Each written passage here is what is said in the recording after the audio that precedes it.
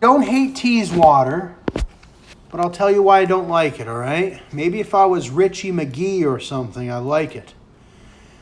But they don't have a grocery store anymore. You got to go all the way to Wingham. It's pretty low quality in their one convenience store, but he's got a new floor in there. I was there when he did the new floor. I wish I was doing vlogs as much as I would now. He would have let me do it maybe. But they're very closed-minded over there. They don't really like their stuff on video all the way.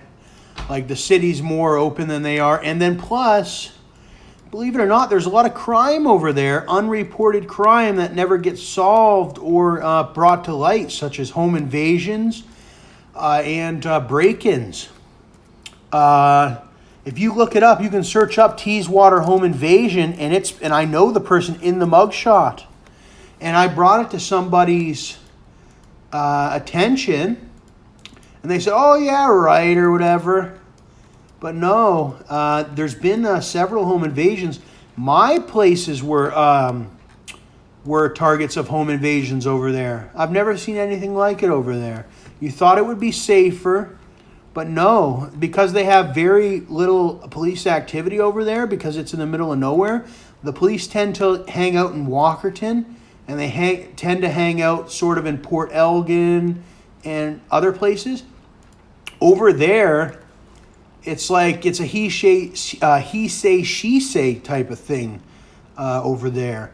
And it's like they have very little technology over there, and they just got their fast internet. They just installed that. So it's getting better. But I don't know why they have that hardware store over there when they already have one. It should have been a grocery store, and I've said that before. But a lot of the businesses are out of business over there. They got only 2 restaurants, and I think Laney's went out of business. But no, they have more than 2 restaurants now. But when I was there, it was really bad. So I haven't been there in a long time, since the opening of that pizza shop that I helped open. But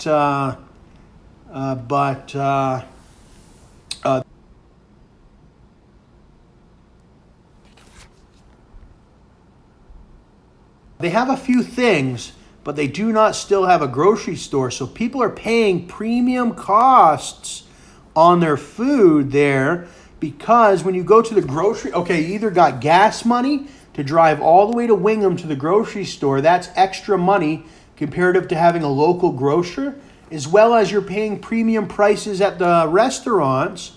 Say you want to buy a pizza, it's going to cost you at least a certain amount of money, when at the grocery store you can get a bag of flour and all the ingredients for 25% or 50% of the cost.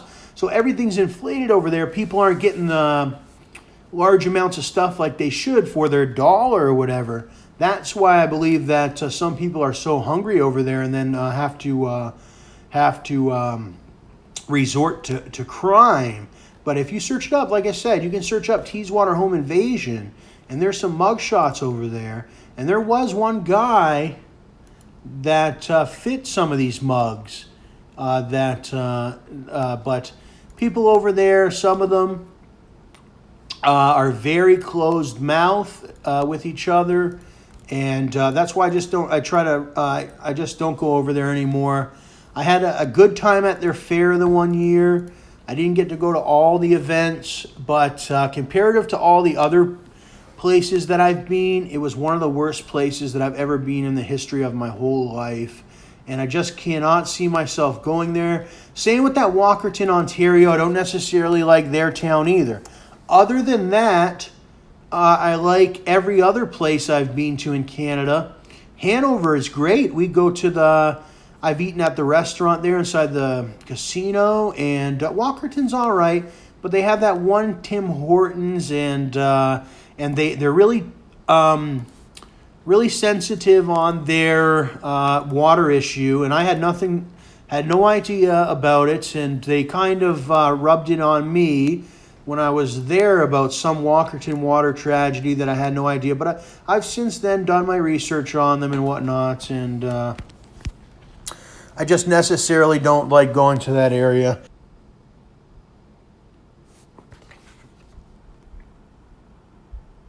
That Walkerton or that Teeswater. Everywhere else is really nice and welcoming. and also Brampton. I don't necessarily like Brampton either. Even though I've had some good times over there in Brampton, I don't necessarily like them, but I do like Port Elgin and Southampton. I've always done well in Port Elgin and Southampton. It's a much larger city. You have a lot of different establishments, and it's sort of bigger. You can go to a different.